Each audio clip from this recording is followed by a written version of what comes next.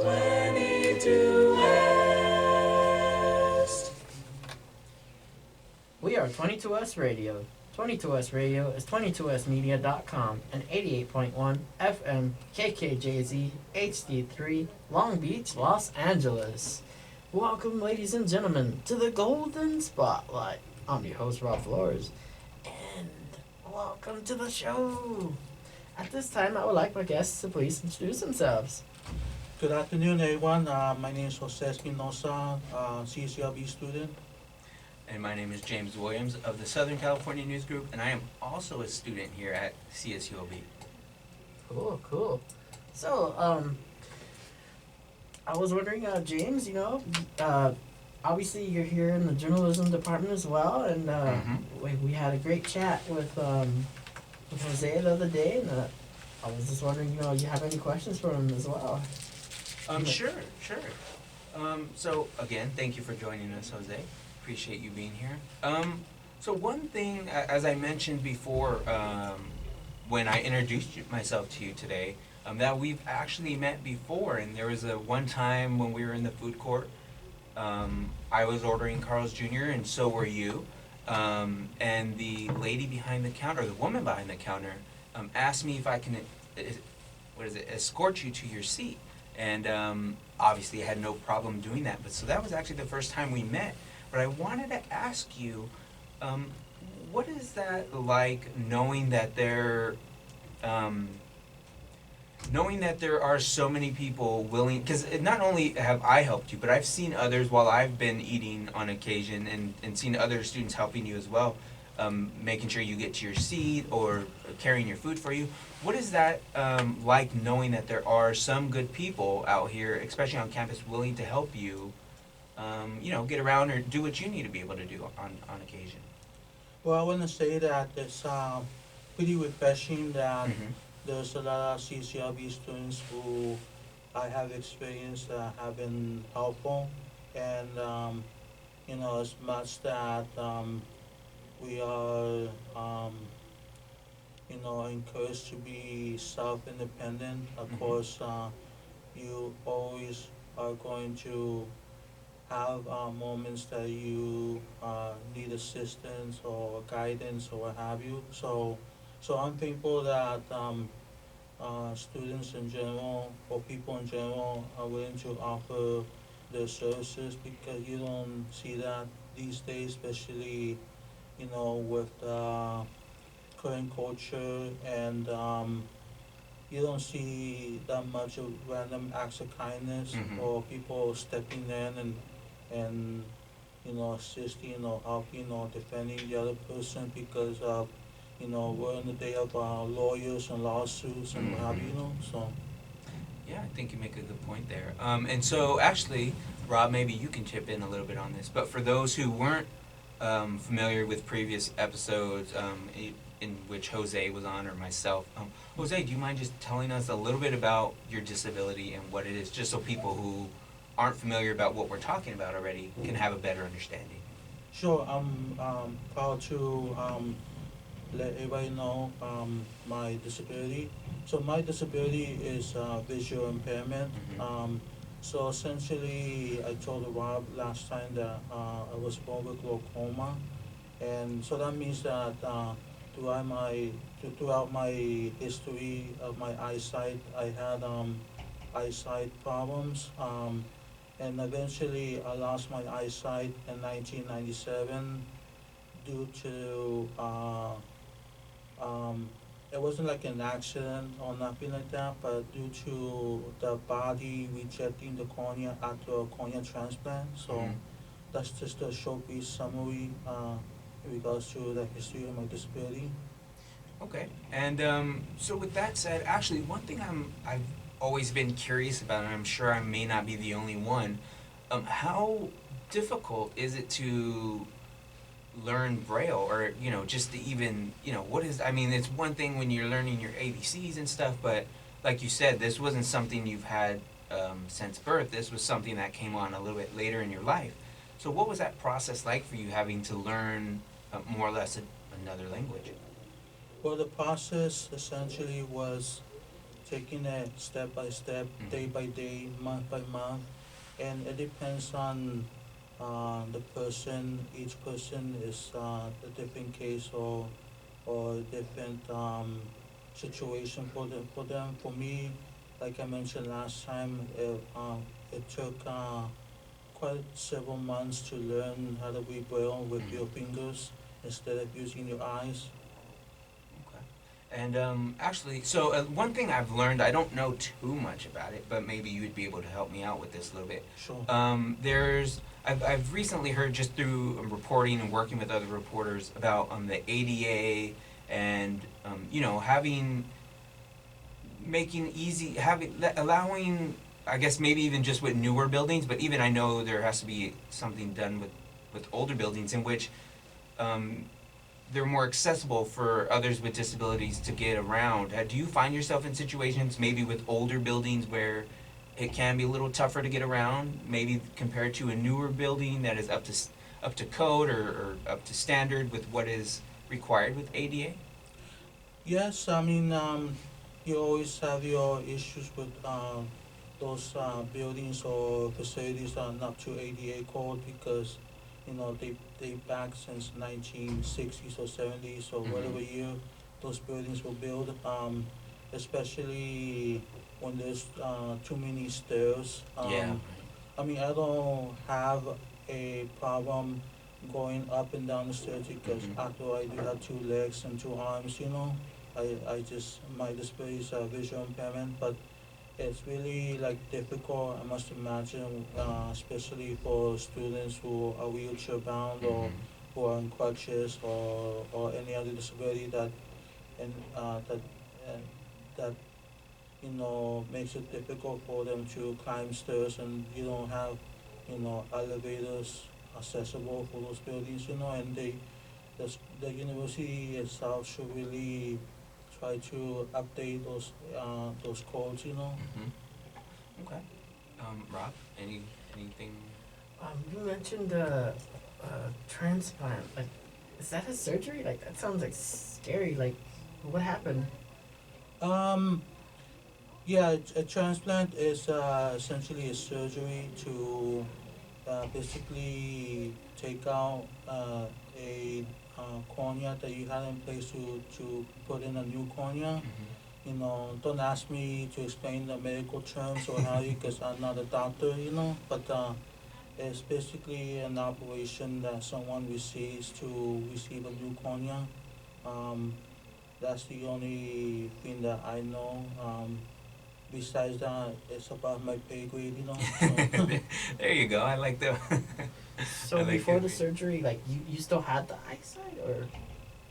before the surgery, yeah, I still had eyesight. I was the type of person who was nearsighted, meaning that, like I mentioned to you last time, I had to be close enough to see people or read text or what have you. So, Okay.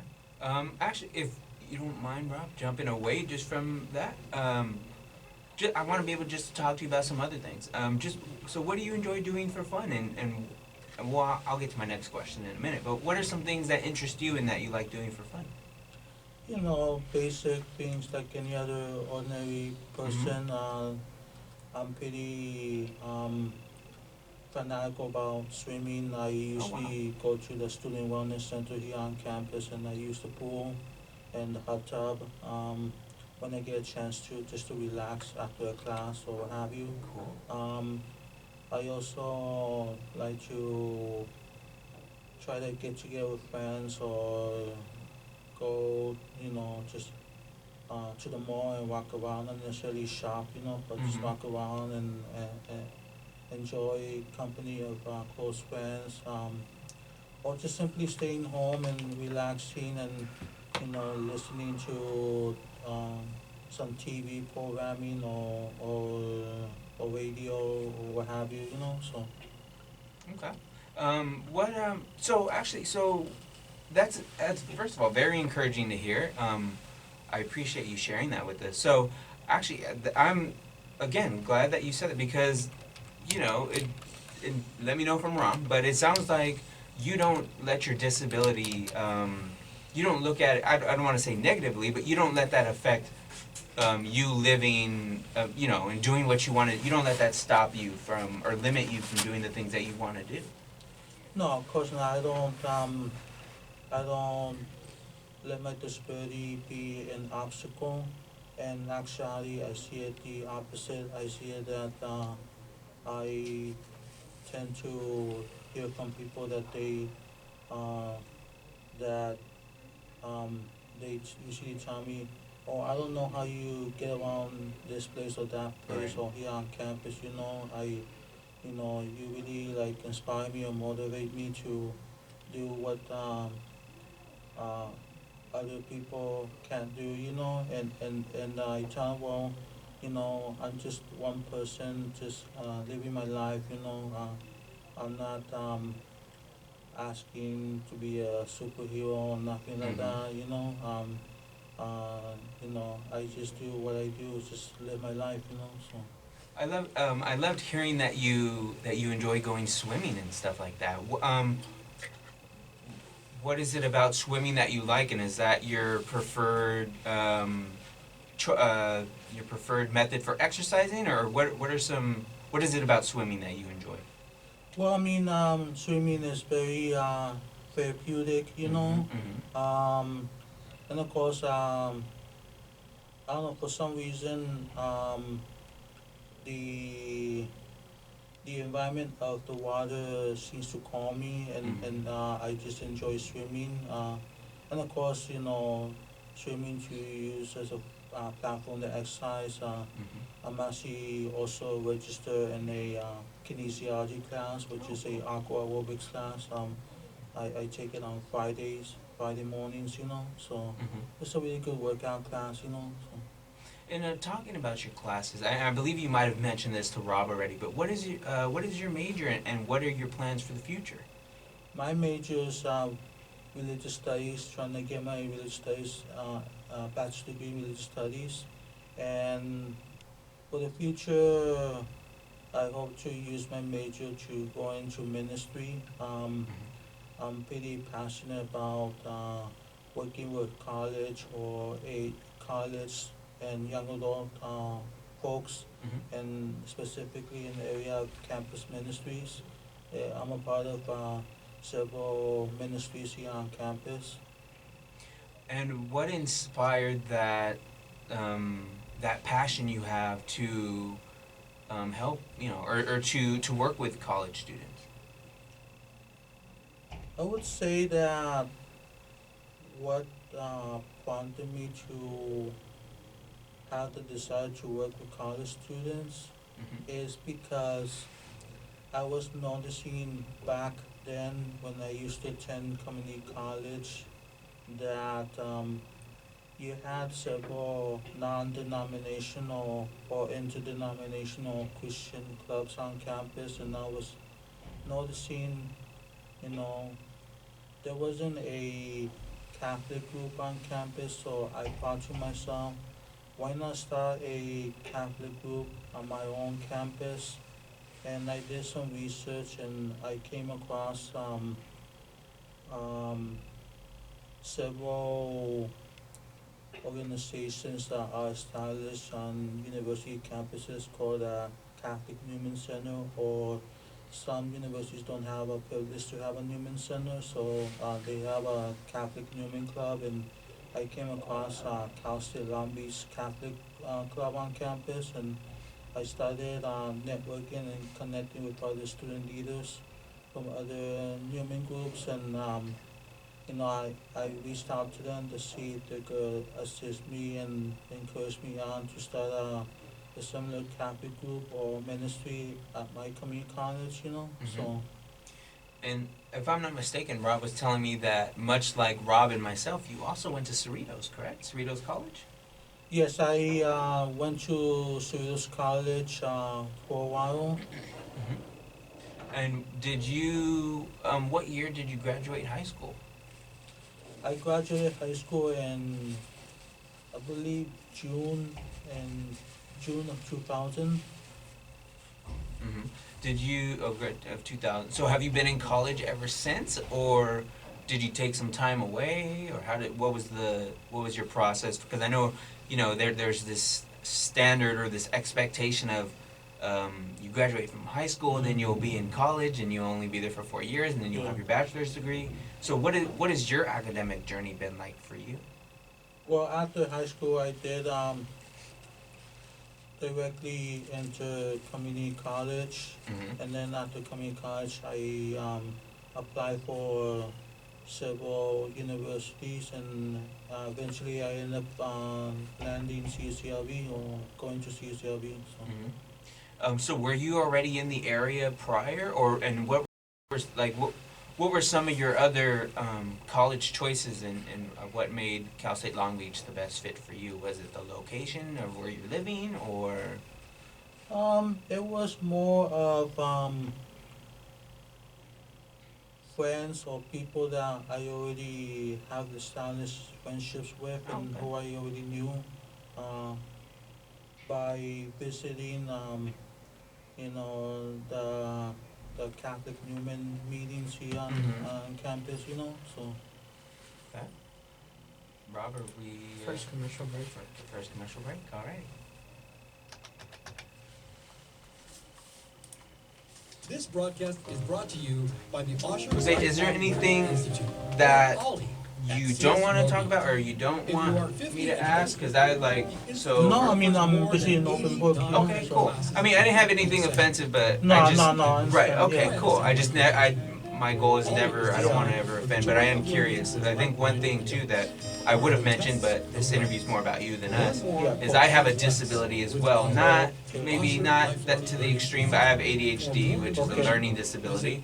So, I took some special ed classes before and went through that process, and I know a lot of people, kind of, mine's not noticeable, but. Yeah. According to the Pacific So, Institute, I was in able to 2015, relate to half not of the everything, water obviously, used by but to some of the typical things. So. California Yeah, home of went toward course, yeah. landscaping. Okay, cool.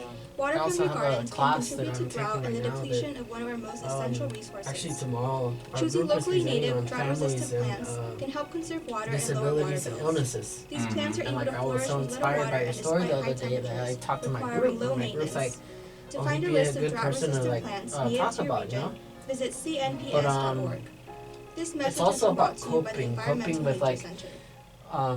the stressors. What are the stressors involved also with disabilities and stuff?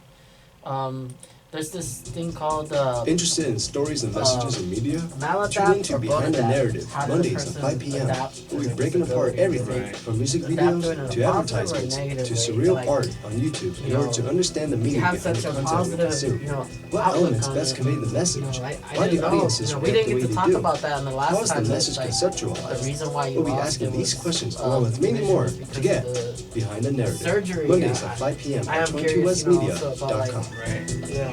like the reaction also to it. Okay, we're coming back on air. Okay, well, thanks. Once again, we're back from the break. This is the Golden Spotlight. We're here with Rob Flores and Jose. Jose, what is your last name? Espinoza? right? Espinoza, yes. Espinoza, awesome.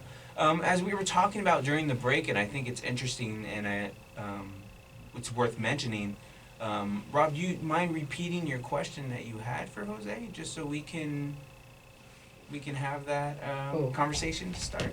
So I'm also taking a class. It's called the Family Stress and Coping, and we've all been divided into groups. And my group is on the family. It's on illness and disabilities and its impact on the families, and in particular also, the stressors that go with it, and how families have coped with disabilities and illnesses. So, I was talking to my group. They got to check out a bit of the interview, and they were so moved by your story.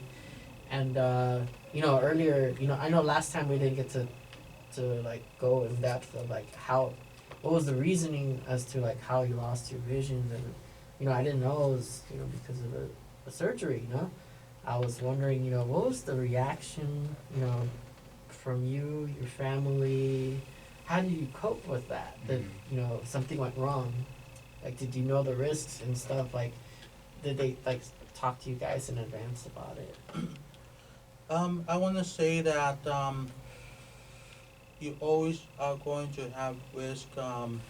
If you have an operation, um, and in regards to my family's reaction or my reaction, like I said last time when I spoke about this, it was hard to adjust, but you know, once you get to the habit of adjusting, it becomes less and less difficult.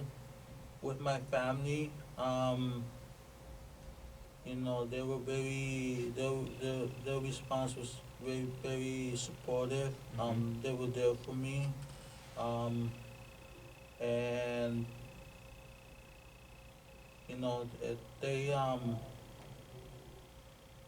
they were not like angry or saddened or nothing like that.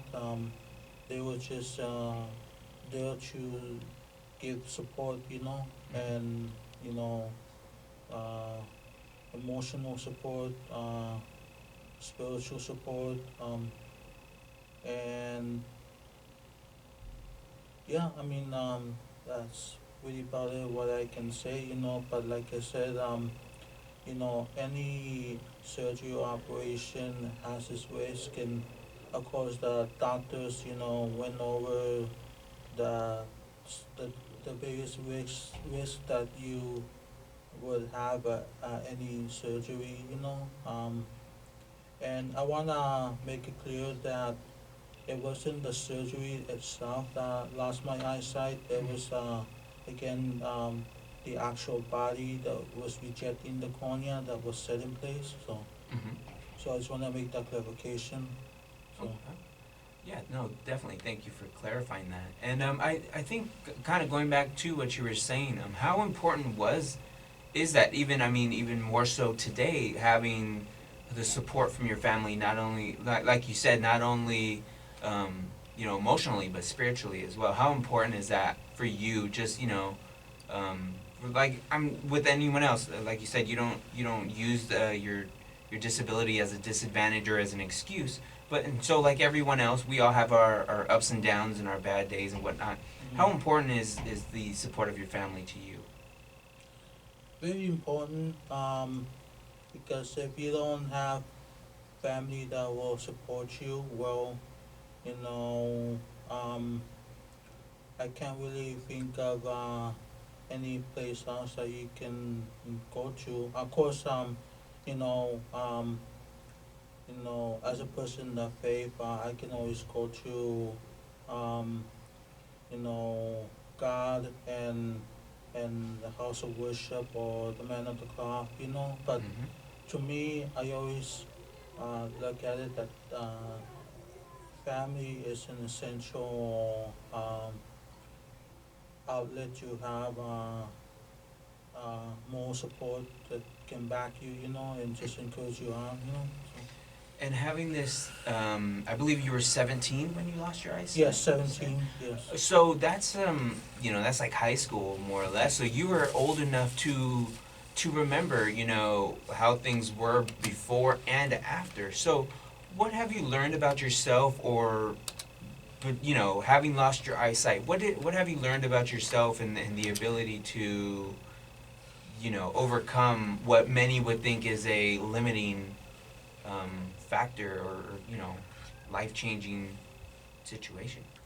Well, let me tell you this. Before, I didn't really value um, my other heightened senses before Mm-hmm. I lost my eyesight, and I didn't really value in learning how to read braille or use the cane.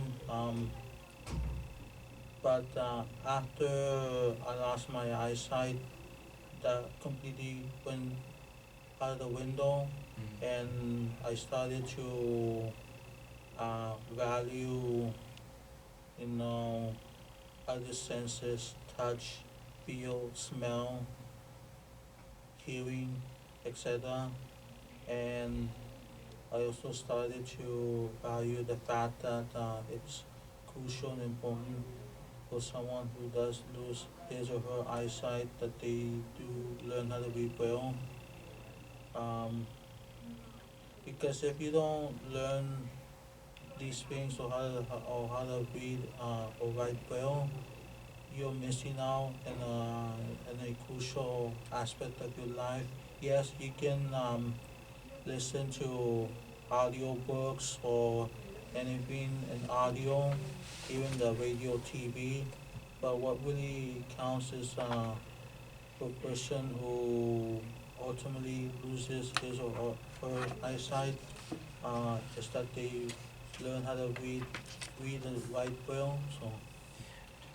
I think actually you make a good point there. I mean, I feel like maybe, I'm sure it's probably always maybe kind of been a thing, but like you mentioned audiobooks, do you think that has kind of maybe changed the way or the thought process on maybe some people are like, I don't need to learn Braille or know how to read Braille because I can just listen to an audiobook, or I don't need, I don't need to read the signs in Braille because someone can just tell me what's where and whatnot.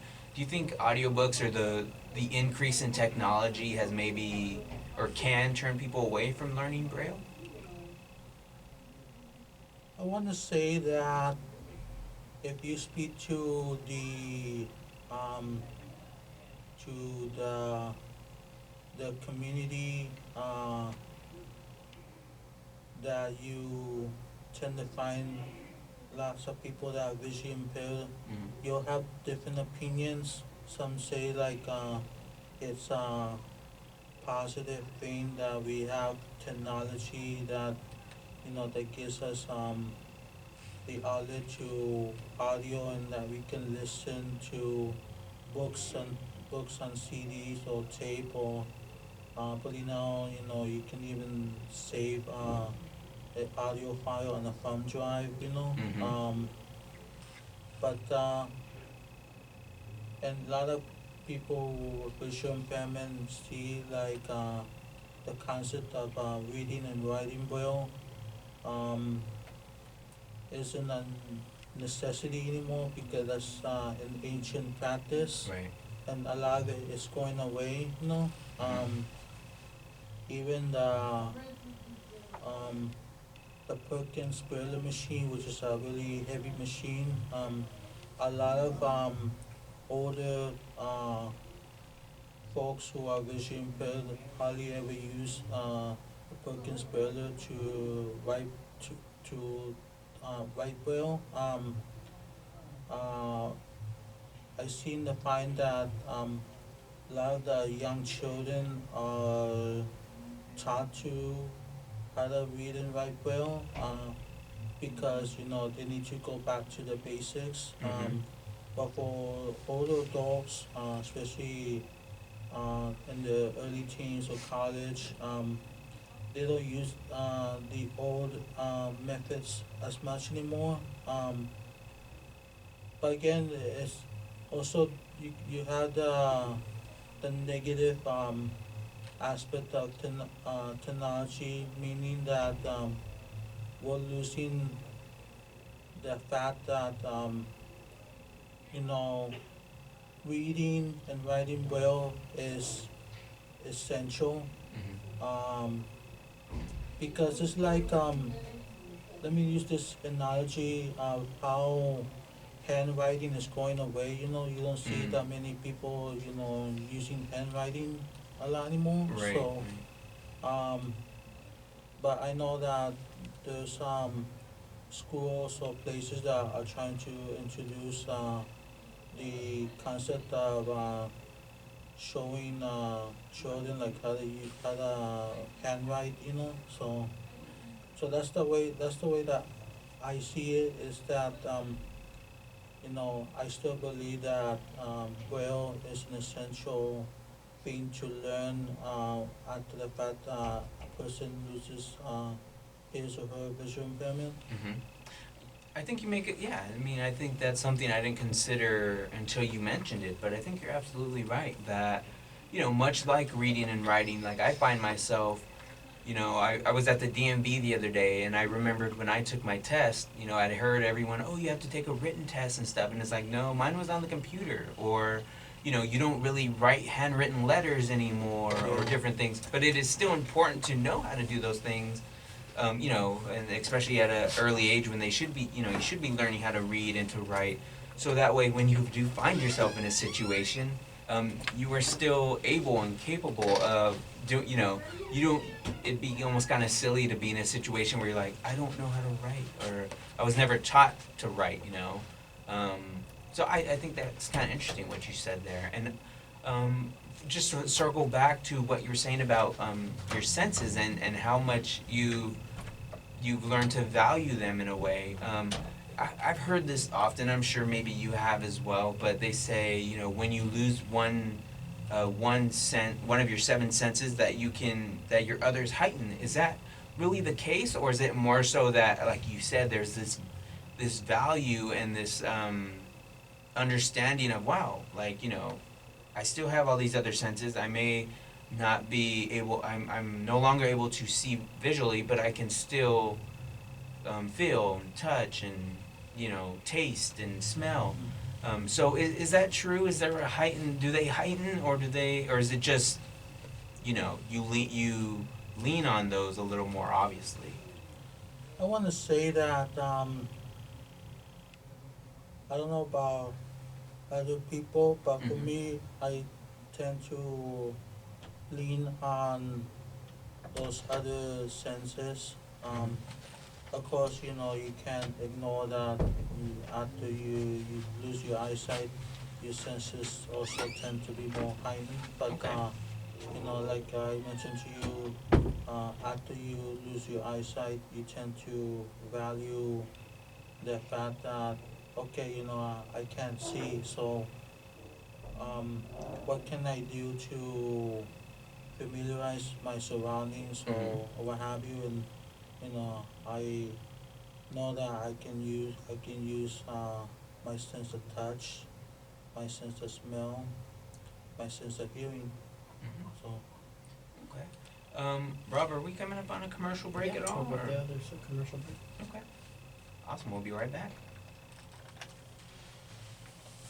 Cool. So after this commercial, I think Did you we'll. know that Long Beach State I ranks wanted to fifth make sure we nationally did in that upward commercial search there and instead of mobility? I don't know what the Our time was student on it. faculty But so ratio my at next Long question Beach when we State get is back just on the air would 26 just to be 1. having you kind of And Long walk us Beach through your State's day to day, and so that way has people reached can have an understanding 6,408 students. of hey, maybe your At the routine beach, isn't no as different barriers. as It's a philosophy mine or that Rob's or applies anyone Yeah. else's, or and Okay. obviously there'll be some things that may be a little bit different. But, yeah, of course. So we'll talk about 22 some of West that Radio stuff. took home 3 awards How are you from doing? the International Well, Broadcasting yeah. Service Awesome. Conference this year.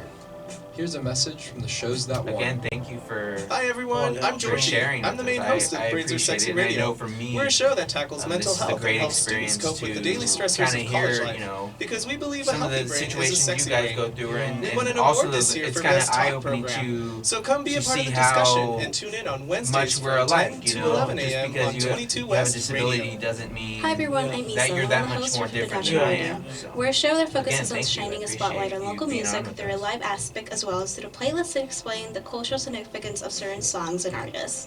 We won awards for What kind Best of music Variety do you Show listen and to? Best Live Music Broadcast.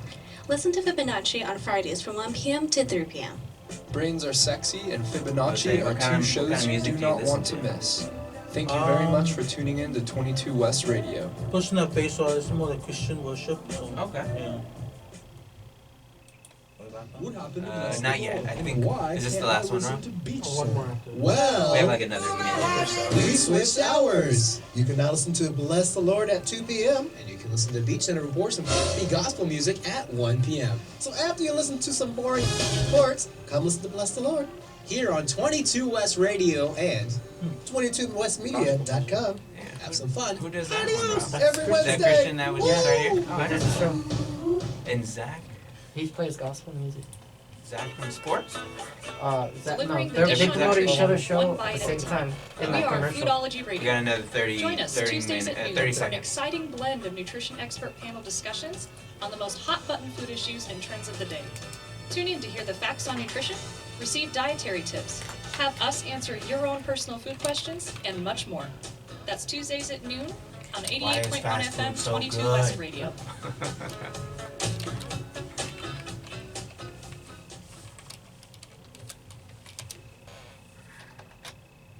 And we are back again here on the Golden Spotlight with Rob Flores and Jose Espinoza. My name is James Williams. Once again, thank you guys for tuning in. Jose, as I was mentioning to you during the break, I'm curious, and I'm sure many of our listeners are as well, to know what is your daily routine like? When you, let's say you're waking up first thing in the morning, what is your day like? Sure. So my daily routine is not that much different like the rest of you guys. Mhm. So I wake up pretty much early in the morning, and I either take a shower Mm-hmm. or I either eat breakfast. But let's say if I do take a shower, after taking a shower, I try to eat something before I leave the house. And then after I leave the house, I wait for my ride to pick me up. Mhm. So for those of you who are not familiar, there's a share ride program called Access Services that I use. Mm-hmm. Uh, Many individuals who have various disabilities use Access Services, and that's how we get around place to place. And so, I wait for my Access Service ride to pick me up, and eventually I get to school. Once I get to school, you know, if I do arrive early enough, what I do is either just do things what I gotta do. Either I have certain appointments for tutoring for my classes, Mm-hmm. or I try to use my time by just either hanging out around campus before my class starts, Mm-hmm. and then or I go to the library and I have one of the librarians take me over to use one of the computers in the computer lab, to do class related work. Um, and then eventually, I head to class, and you know, I I just arrive and I sit down, and essentially what I do is listen to the professor, you know, do his or her lecture, and what have you, and then after class I just, you know, um, I stick around campus because, like I mentioned, I'm a part of campus life here on campus. I Mhm. belong to several organizations on campus. Depending on the day, either I just, try to grab like something from Starbucks, or try to get some lunch or whatever. So, and then from a long day of schoolwork and classes, I usually uh, wait for my access ride to pick me up from campus to take me back home. Mm-hmm. And once I get home, what I just do is settle down and just relax, and um, I either listen to some programming on the TV, or to my iPhone and listen to some radio shows, or some or I usually surf YouTube and listen to some YouTube videos, and just eventually I go to sleep like around, I try to go to sleep like around 11 or midnight. I do stay up late, but I try not to stay up late, and that's essentially my day. So let me be the first to, well, maybe not the first to tell you, but let me be the first to tell you on this show that your day sounds a lot like mine, to be honest. So again, I think that's, while a lot of, not a lot of people, but some people may have this misconception, or think because you have a disability, your day is therefore completely different from what my day would be like, or Rob's, or anyone else's. It sounds pretty much the same. Um, And so, sorry to cut you off there. But one thing that was interesting to me, and I would love to know more about, and I'm sure maybe some of the listeners would be too. You mentioned you had a smartphone, and you go on YouTube, and again, you do a lot of the same activities I do when I'm getting home or have some downtime. How do you surf YouTube, or what is there any sort of special, like, what is it on? Is there something on your iPhone that allows you to be able to surf the web and stuff? Yeah, I mean, I have what's called a voiceover iPhone, Okay. meaning that it tells me what's on the phone screen, and I can double tap and open a specific app, or search the net by double tapping Siri, or so on and so on. So that's how I surf the internet, or YouTube, or Facebook, or whatever. So. That's cool. That's again. So even I think may have seen you just when you're around campus. I'll see you when you're kind of using your phone and whatnot. So you're able to get text messages, and I'm sure maybe it'll read them out to you, or and stuff like that, right? Yes, that's correct. Read them out to me, or I can just uh, reply and send a text message. Mm-hmm. That's really cool. And again, I think going back to what we were talking about when it comes to technology and whatnot, I think that is awesome to hear, and I think that again is one of the benefits of maybe technology, where back in the day, because I remember even when I was in high school, I'd never had a cell phone, so just as technology is grown, it's beneficial to where it's again not limited to. You have to be able to see in order to use it. You can still use Siri, use the voiceover. There's different things that make it accessible for everyone. So I think that's encouraging to hear. Also, so I currently live in Moreno Valley, which is not too far to Riverside. I went to after a semester or two at Cerritos College, I transferred to Riverside City College. And I remember one day when I was taking the bus to Riverside City College, I noticed there was, it looked like someone who was visually impaired, and they may have been, I think someone was teaching them how to use the stick and how to get around. And I found that kind of interesting because I didn't always assume, but I know that's not something you just can learn how to, when you're visually impaired, you can't just start walking with the stick. I'm sure there's a learning process to that too. What was that learning? Where do you go to learn how to use the stick and be able to move around? So what you're referring to is a orientation and mobility instructor. I'm pretty sure that's what you saw. Yeah, it sounded like. And he or she was training the individual or the student to how to get around by using the bus, or it could be any other location. How to get around campus to get to your classes, or office to office, or to the mall, or any location. But the main point is the reason they're there is to train the individual who's visually impaired. Like several things, like how to use the bus, how to cross the street, how to locate this or that office, or this or that class. And like you mentioned, how to properly use the you refer to the stick, but just to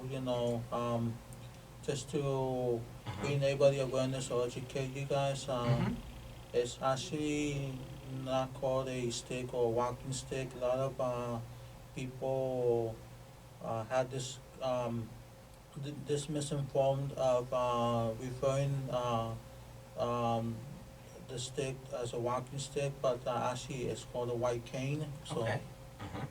So that's the proper name to call it, is the white cane. So So I just wanted educate and point that out to the audience. So now everybody hopefully knows the proper name of the cane. So Mhm. yeah. Well, thank you for sharing that. I'm glad you did tell me. Again, sorry about that. Oh no, don't worry about it. So for the cane, I mean, do you when you're using it, and I know obviously as you're walking, you're kind of feeling around. What are some things, how can you determine what is the street or what is the sidewalk? Like what is the learning process there? What kind of steps is the person who's doing the training? What are some of the things that they're telling you in order to develop that knowledge of what you're doing with the cane? Well, we're trained to um to observe the environment and our surroundings, Mm-hmm. and you know we're trained that we should use our cane by um some people use the touch technique and some people use the sliding technique. Okay. I personally use the sliding technique, and when I was trained myself in how to use the cane, my instructor said, make sure that you slide the cane from left to right in a wide position where the cane's able to tell you if there's a obstacle ahead of you. It could be a trash can or it could be Right. um, you know a curve that you're about to step off up or Mm-hmm. down, or or a pole that you don't want to necessarily crash into. Mm-hmm. So, and like I said, it's all about using your other senses, especially your senses of hearing. And they always emphasize that when you are crossing the street, that you want to use your hearing, like if cars are going in front of you, that Mm-hmm. means that it's not a time to cross. But if there's cars, if there's vehicles that going towards the side of you, that means that and the vehicles are stopped in front of you, that means that it is time to walk across the street. But you mentioned technology earlier. Mm-hmm. We also have those I don't know what you call them, beeping sounds. Right, right. On the signal, like on the As on the walking signals or the light. yeah, Mm-hmm. that indicates for person who's visually impaired that it's time to walk. So Right. So I think too you bring that up. That's not. I've noticed when I'm crossing the street sometimes they do have those. I feel like maybe some of those newer light signals and whatnot, and whenever I think a new crosswalk is put into place, they have that noise that kind of goes with the walking signal, but a lot of them don't a still. lot of them don't know. How does that make it difficult, or is that where you really have to rely on your hearing, like you said, for those cars and whatnot? But obviously, does that signal for some of these newer the sound that you hear on the newer signals? Is how much more does that benefit you guys? Is that and two? I think actually my question here would be isn't I've heard there's like a process to where if you live on a street and there may not be that beeping noise, you can request to have that put in. Um, yes, you can request to have them put that feature Mm-hmm. in. I personally don't know how you would do that. There'll be someone who's really good in advocacy. Mm-hmm. I would assume that you would attend city hall meetings or council meetings Mm-hmm. or what have you. But I personally have never done it before, so um, what I can say is that if you don't have those beeping sounds and certain traffic lights, like I said, and a orientation and building instructor usually says like you should try to depend on your sense of hearing and the flow of traffic and where they're going. So Mhm. Okay. And I think, what was my question here?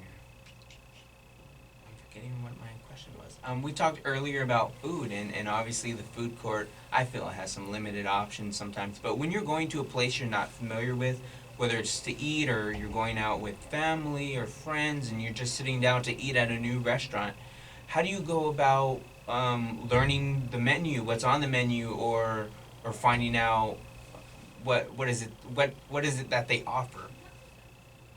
um, I just normally do the easier way is simply just ask the other person to read me the menu out loud Mm-hmm. or ask the waitress, what they have or what have you, Okay.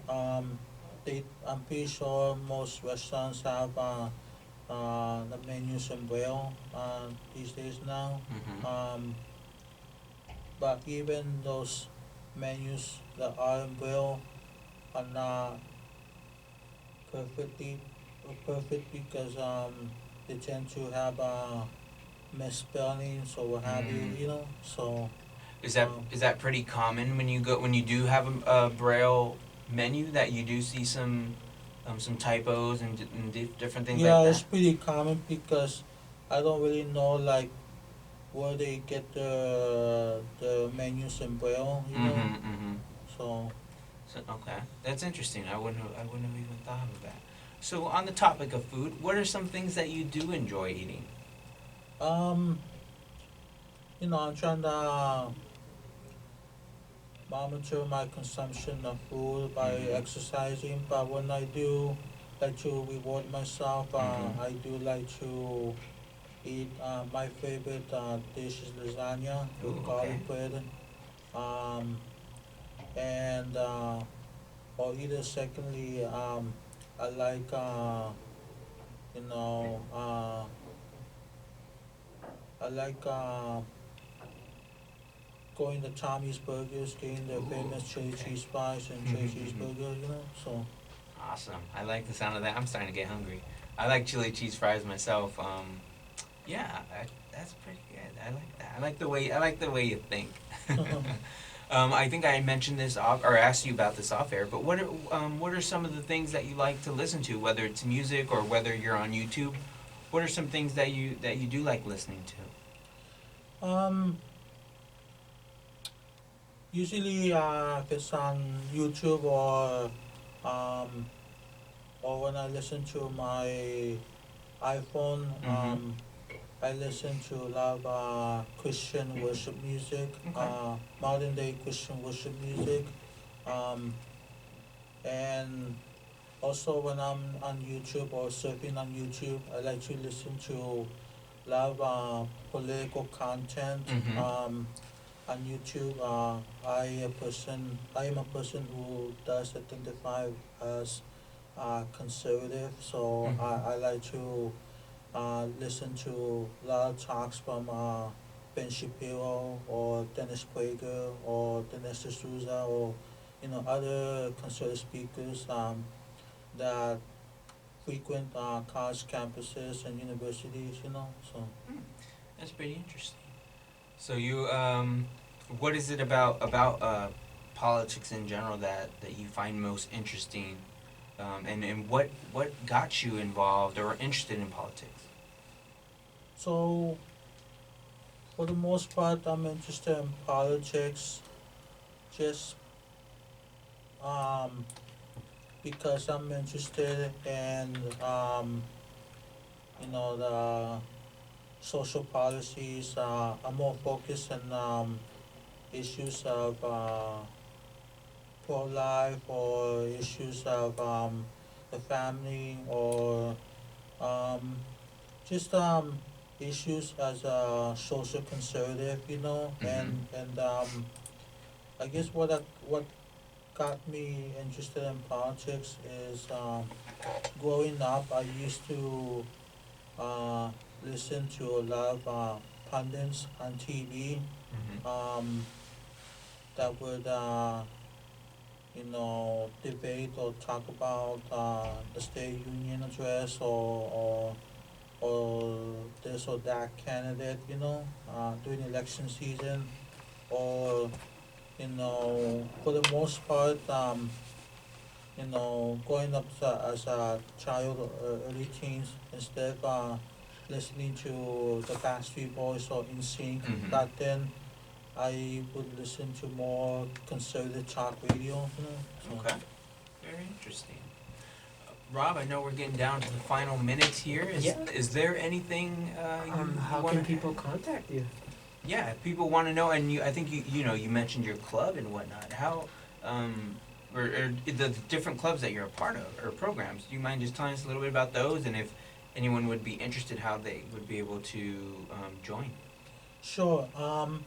So like I mentioned, my main organization that I belong to is the Catholic Newman Club on campus.